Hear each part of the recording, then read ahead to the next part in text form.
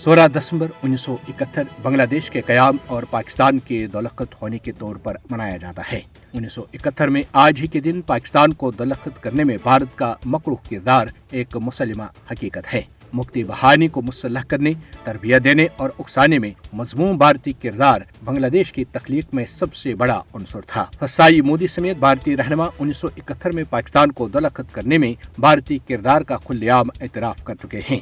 भारत 1971 की मनगढ़ंत कहानियों को बार बार दोहराकर बांग्लादेशी अवाम के जहनों और दिलों में पाकिस्तान के लिए अपनी नफरत को हवा दे रहा है। बंगाल के कायदेन का तहरीक पाकिस्तान में अहम और गैर मामूली शराकत व किरदार किसी से ढका छुपा नहीं है।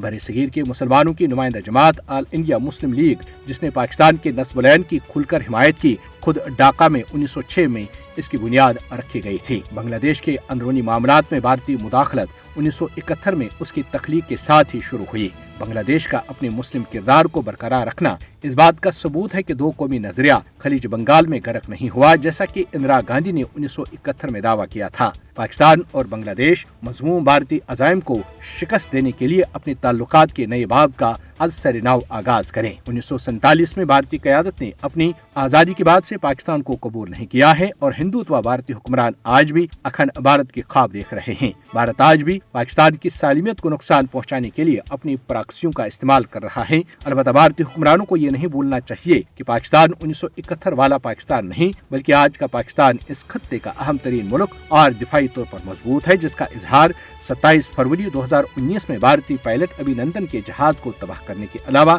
उसकी गिरफ्तारी से किया जा चुका है, जो पूरी दुनिया में भारत की जिल्लत और रुसवाई और उसकी नाक़िस दिफाई कुव्वत और नाकाम हिकमत अमली साबित हुई है। बांग्लादेश को इस्लामाबाद और ढाका के दरमियान दरार पैदा करने के हवाले से मकरूह भारतीय किरदार को समझने की जरूरत है। भारत की मकरूह साजिशों के नतीजे में 1971 में आज ही के दिन ममलिकत खुदादाद पाकिस्तान का मशरकी हिस्सा उसे अलग होकर बांग्लादेश बन गया था।